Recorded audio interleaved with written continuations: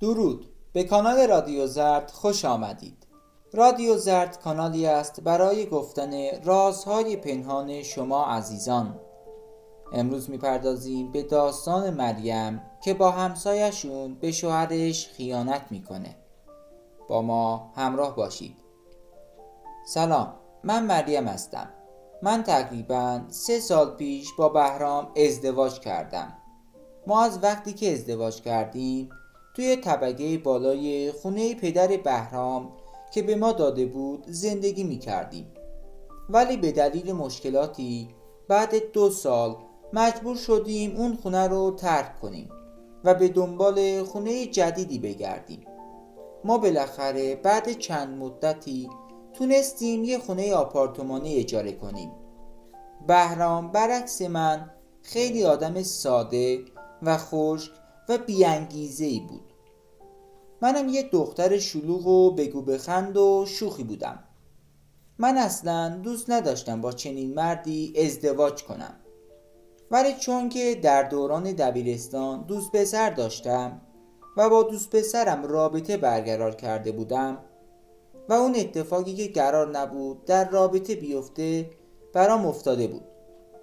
دوست پسرم به طور غیر عمدی اونجامو زده بود و بعد رابطه برای اینکه تو درد سر نیفته غیبش زد و ازش خبری نشد. من مجبور بودم با یه پسر ساده ازدواج کنم تا از این موضوع چیزی نفهمه. من این موضوع رو از بهرام قایم کردم و وقتی که ازدواج کردیم خدا می کردم که چیزی نفهمه. بهرام متوجه هیچ چیزی نشد و به خیر گذشت. ما توی اون آپارتمان زندگی می کردیم. ما وضع مالی خوبی نداشتیم و نمیتونستیم حتی سال یه بارم به مسافرت بریم. بهرام از صبح تا شب کار میکرد ولی حقوق زیادی بهش نمیدادن و با اون پول ما فقط اجاره خونه و وعده های غذاییمون رو میتونستیم تأمین کنیم. و از طرف دیگه بهرام اصلا اهلش نبود و من رو نمیتونست از لحاظ جنسی راضی کنه. من از ازدواج با بهرام به شدت پشیمون بودم ولی به خاطر خانواده‌ام مجبور بودم باهاش زندگی کنم. وقتی بهرام میرفت سر کار منم توی خونه بیکار میموندم و حوصله‌ام سر میرفت. میتونم بگم که کم کم داشتم افسرده میشدم تا اینکه همسایه بغلیمون رفت و به جاش یه همسایه جدید اومد. اون همسایه جدید یه پسر جوون خوشتیپ و خوشخنده بود. اسم اون پسر سهراب بود. سهراب دانشجوی پزشکی بود و از شهرستان به تهران برای تحصیل اومده بود و چون پدر سهراب خیلی پولدار بود و نمیخواست که سهراب توی خوابگاه بمونه براش یه خونه اجاره کرده بود. و اولین روزی که سهراب همسایه ما شد من با دیدن سهراب پسری به این جذابی تعجب کردم. وقتی که یه روز توی خونه تنها بودم سهراب در خونمون رو زد. وقتی در رو باز کردم به من سلام داد و ازم نون خواست. منم با خنده بهش سلام دادم و ازش دعوت کردم که بیاد خونه ولی خجالت کشید و نیومد. بهش نون دادم و رفت.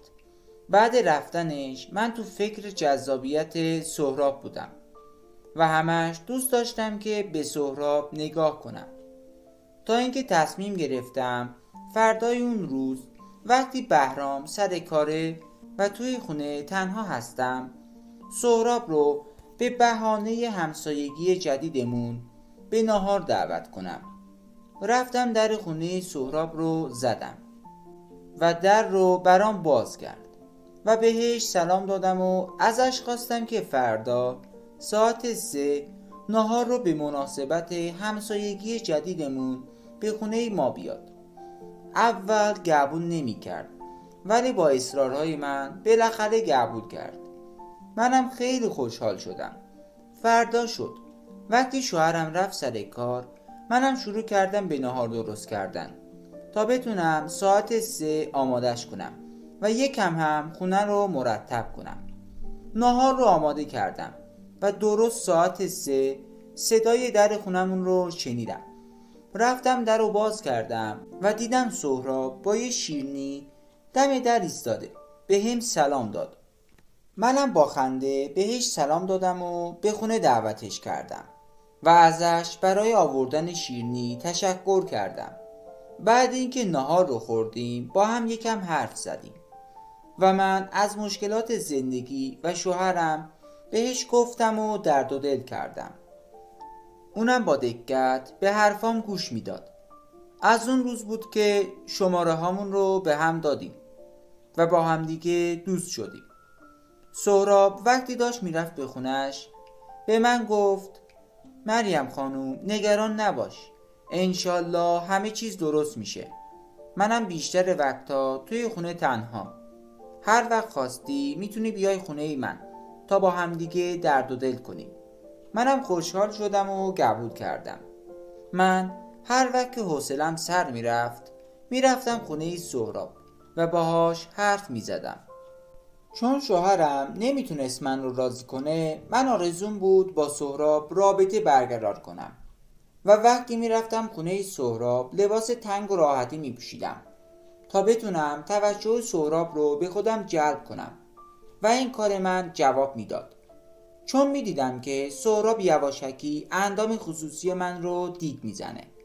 بعد چند مدت از رفت آمدمون من و سهراب خیلی صمیمی شده بودیم، به طوری که با هم راحت بودیم و حرفای خصوصیمون رو هم به هم میگفتیم و وقتی من گریه میکردم من رو بغل میکرد و بوس میکرد و اشکامو با دستاش پاک میکرد. این صمیمیت و محبت بین ما باعث شد من تصمیم بگیرم دلمو بزنم به دریا و به سهراب پیشنهاد رابطه بدم. وقتی یه روز به بهانه حرف زدن رفتم خونه سهراب تا پیشنهادمو بهش بگم، رفتم نشستم پیشش و پیشنهاد رابطه دادم و بهش گفتم که چون شوهرم نمیتونه منو راضی کنه، تو میتونی منو راضی کنی؟ آخه منم نیاز دارم. خب.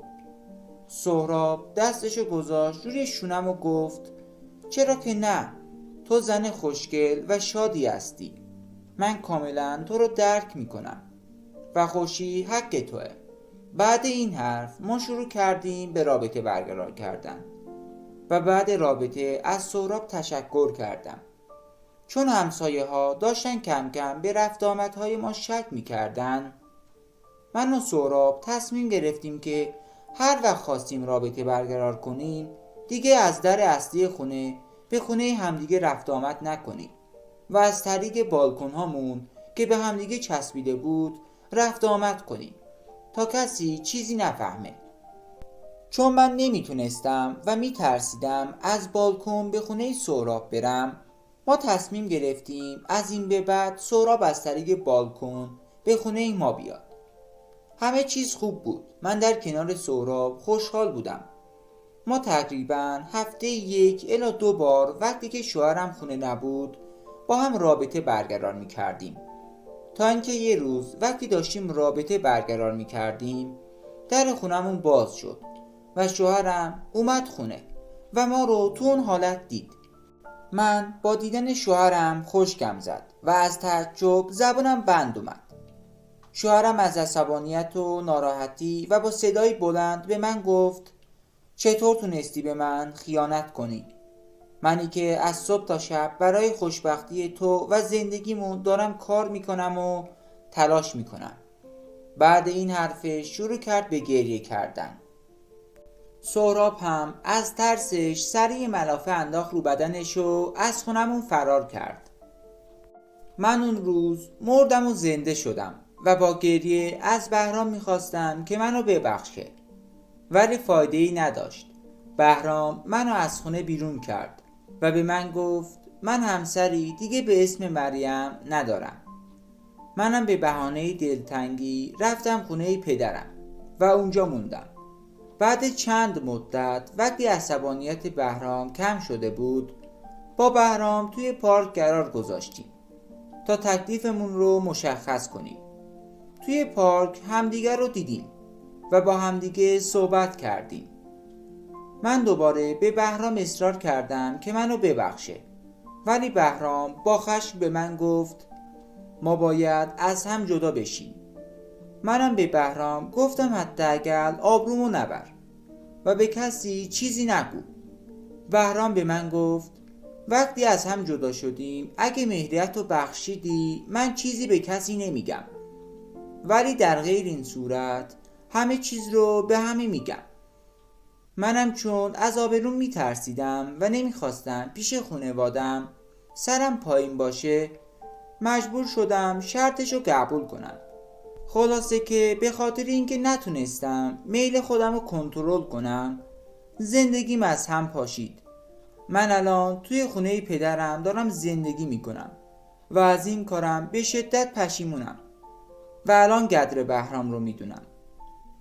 از سهراب هم هیچ خبری ندارم. از خدا میخوام که من رو به اون روزی که سهراب همسایه ما شد برگردونه تا با سهراب دوستی نکنم. خب شنوندگان عزیز، امیدوارم از شنیدن این داستان عبرت گرفته باشید.